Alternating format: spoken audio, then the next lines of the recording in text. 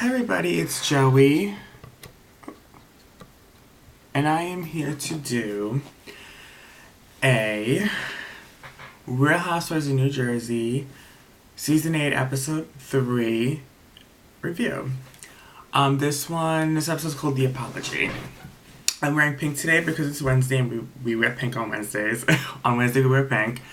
And also it's October, so it's Breast Cancer Awareness Month, so I'm gonna wear pink. This vest is from JeffreyStarCosmetics.com. This is the logo's here, yeah. Yeah, that's where the vest is from, and the undershirt, I think it's from JCPenney.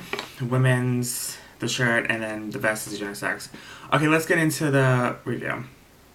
So, it opens up with now we're really getting introduced to Margaret now. Okay, so we're seeing Margaret's house, Margaret's husband, the way they interact, the way she runs her business. Like, now we're really starting to see Margaret. She's opening a new purse line. You know, her mother is her co-worker, or her, they're co-workers.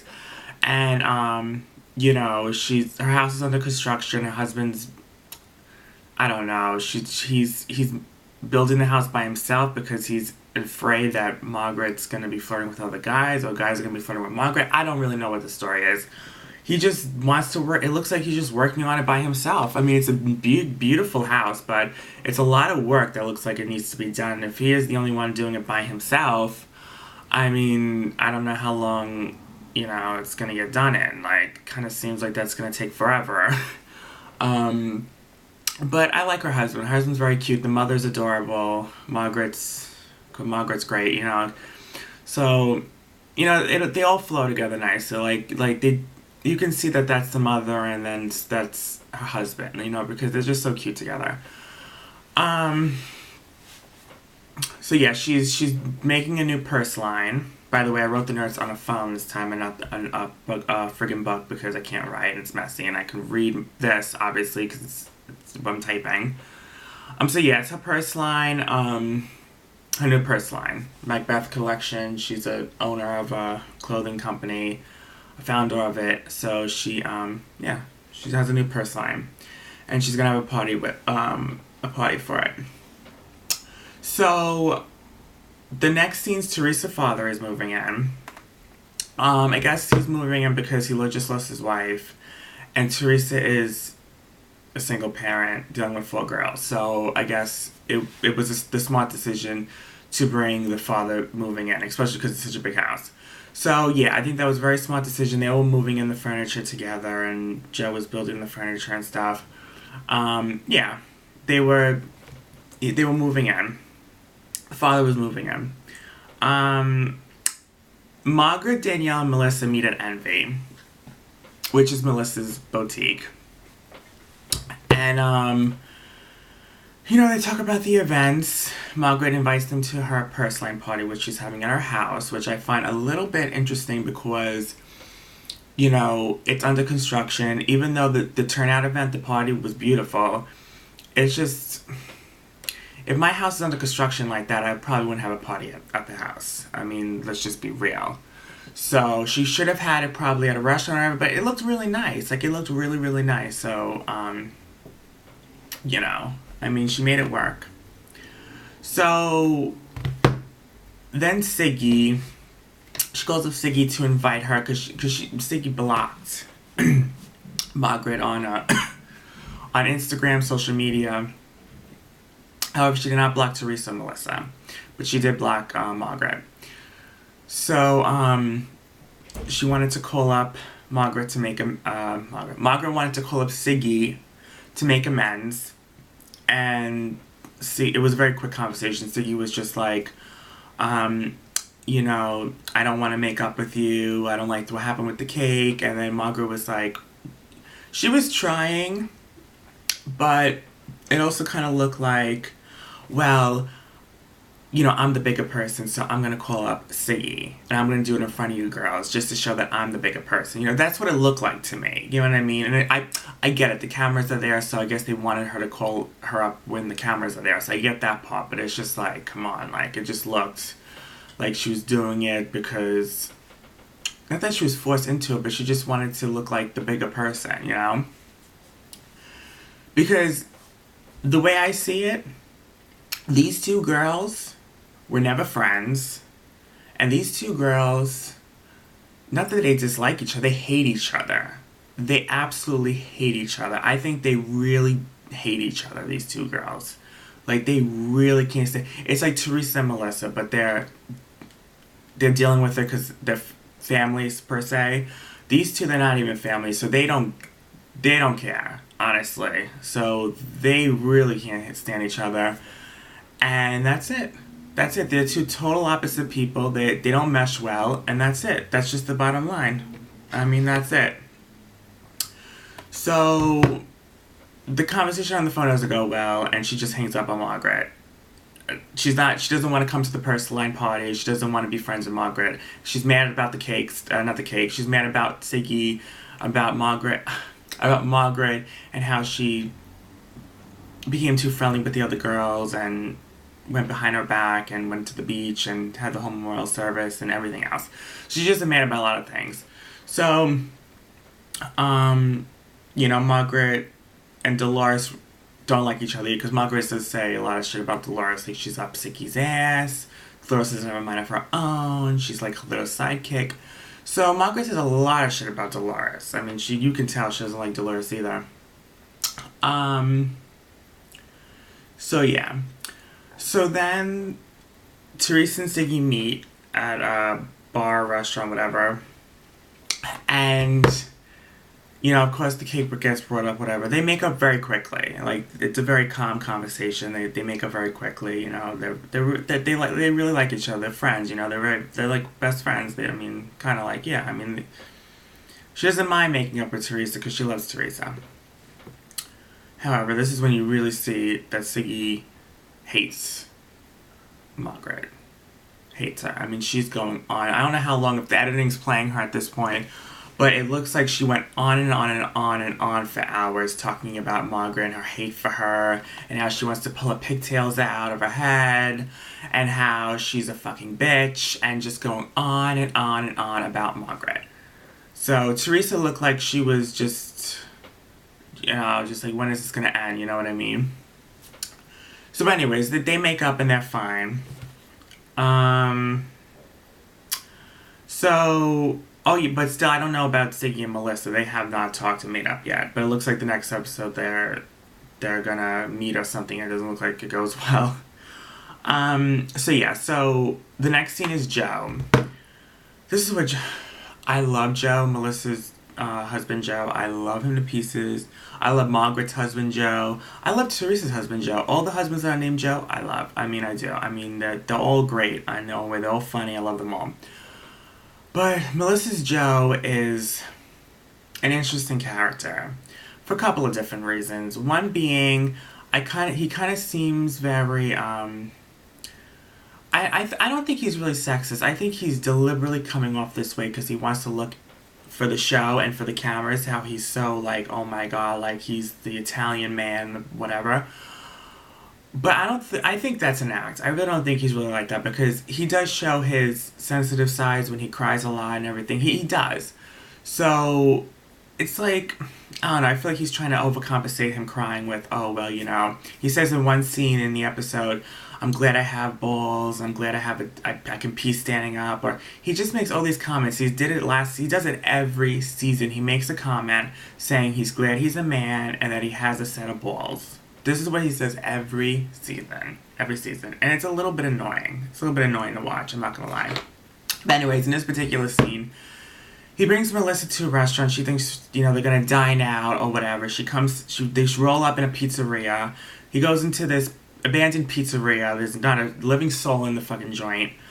And, off the bat, Melissa's like, what's going on here? She's already like, whatever. And then that's when Joe tells her that he's opening a restaurant. I don't know if he's told her yet that he's opening it with Teresa and it's a family restaurant, but from what we can see, he's only saying that he's investing in it and this is his restaurant and he's opening it. So Melissa is confused. She doesn't like that Joe did this last minute and that she was literally the last one to know. Which is weird because they lived with each other. So how does she not know that Joe's opening up this restaurant, doing all this stuff when they live together? I get it. Joe works a lot and maybe she doesn't, she can't keep track of it, and she also works, but it's like, you know, he's doing all of this, that making a whole restaurant behind her back like this, and she's the last one to know. It's a little fishy, a little weird. Like, you know what I mean? It's like, was he hiding, you know, this in the basement? You know what I mean? Like, was he really this sneaky about it? So, yeah. Melissa feels totally blindsided.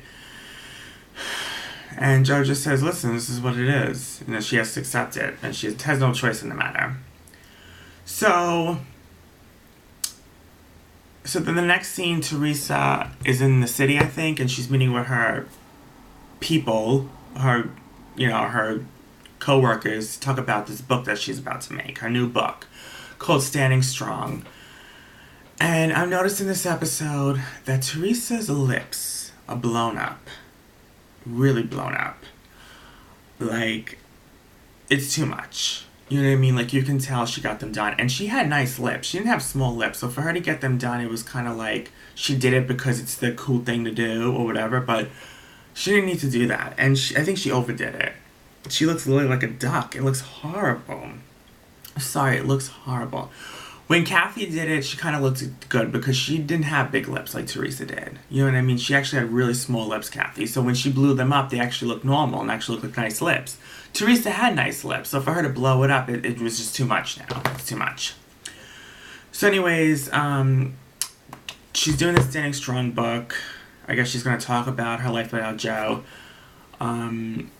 And they're basically telling her some constructive criticism that she needs to let the wall down a little bit and she needs to talk a lot more in depth about how she feels and not try to put up this facade that she is, you know, she's happy.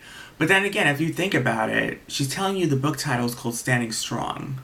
So it's like, she's probably not going to be talking about, oh my god, like, my life's shit without Joe, like, oh my god, I'm struggling.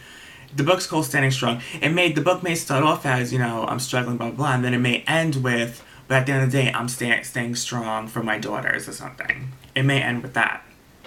So, yeah, so anyways. So then, now the next scene is Marge's purse line party. She's running around like a muck, like a crazy person. Guests already arriving. Everyone's in chaos. She's in rollers. The oven's broken. She's screaming at Joe to get the oven working again. He can't get the oven working. They never use the oven. Marge never cooks. I mean, on and on and on and on. So, finally, that gets over with. I guess Marge takes the curlers out of her hair and then she puts the pigtails in. And, which I don't understand. Why put curlers in your hair if you're just going to put them in pigtails? I don't understand that. Anyways, whatever. So, they all come to the party. Siggy doesn't come, and Dolores declines. Marge shows all the girls at the party Dolores' text message to her that she declines, saying, I'm not coming, I don't like the way you treated Siggy, and this is just what it is. So, in the meantime, Dolores and Siggy were having a pajama party at Siggy's house with masks, and they were dancing, and they were eating, and, I don't know, talking about Margaret, and going on and on and on about it. And then cut back to the party, and then, of course, they're talking about it, too. So, they're talking about how Marge doesn't understand why Siggy is so mad at her. She can't grasp why this is happening, and why she's so mad. And why she's easy to make up with Teresa, but it can't get over with Siggy, with Margaret. I don't know why I keep mixing up Siggy and Margaret. I don't understand it. So anyway, I can tell you why. I can tell you why. Because Siggy really hates Margaret. That's the truth. They don't mesh well together. And Margaret really doesn't like Siggy either, to be completely honest. I just think they're going to get along for the sake of the show, honestly. And that's just the truth of it. And that's God's honest truth. That's what I believe. And I also believe that Siggy may be a little bit more mad over Margaret doing the memorial and just feeling hurt over that and just it's making it look like Margaret's trying to take her friends away from her. So I think she's more mad at Margaret at that anyways.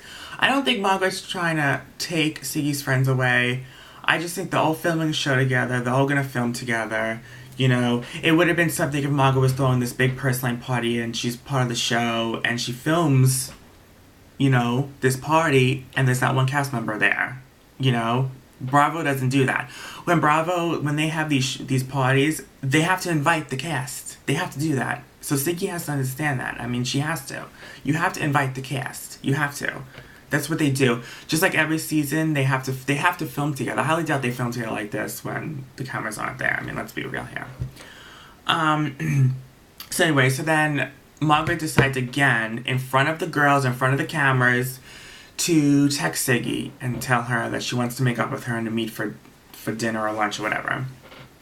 Siggy texts back and she says she'll do it. So the next day, I guess literally the first thing they do, Margaret goes to the diner. Siggy goes and they meet up at the diner. So they're talking and whatnot, and it just looks like whatever they said the opposite. Like, one said tomato, the other one said tomato. They both were opposites. Like, you can tell, like, and then they both were, like, it looked like they were two sisters being, like, I don't know, they looked like two sisters, like, fighting over who's gonna get, I don't know, the last Barbie doll on the shelf. I don't know, like, they just were, like, fighting, like, over, like, nothing. Like, I don't even know what the deep-rooted issue is they hate each other. I get that, but it's, like, they're talking about this argument, and it's like, just say you hate each other. Like, that's it. They're going on about Joan Rivers and how she knows Joan Rivers more than the other one, and Siggy says, no, I know Joan Rivers more. I met her 4 times, and Margaret's like, well, I've been to 10 of her parties. And I'm like, what the hell is this? I'm like, what is this? Margaret, you know, she seems a little bit insensitive, but I think that's just her personality and her sarcastic behavior. She is very adorable, she's very funny, but sometimes it could come off as a little bit, like, insensitive. And at this point, Siggy's breaking down crying, and then Margaret starts to, I guess, feel bad. And then that's when she just apologizes and just sucks it up, I guess, at this moment, and goes, you know, I'm sorry, I don't mean to make you cry, I don't mean to do all this. And Siggy accepts it, and they both just, I'm not going to say make up, but I guess they're going to be cordial for now. But I highly doubt it's going to last long, because we see in the trailer that they constantly keep fighting. But yeah. Oh, everyone was staring at them in the diner. It looked like a close-knit diner, so it looked like if you whispered, someone would hear you. So they were not screaming, but they were pretty loud. Yeah. Yeah, so that's really it. I went over everything. I think that's everything that happened. Yeah. Okay.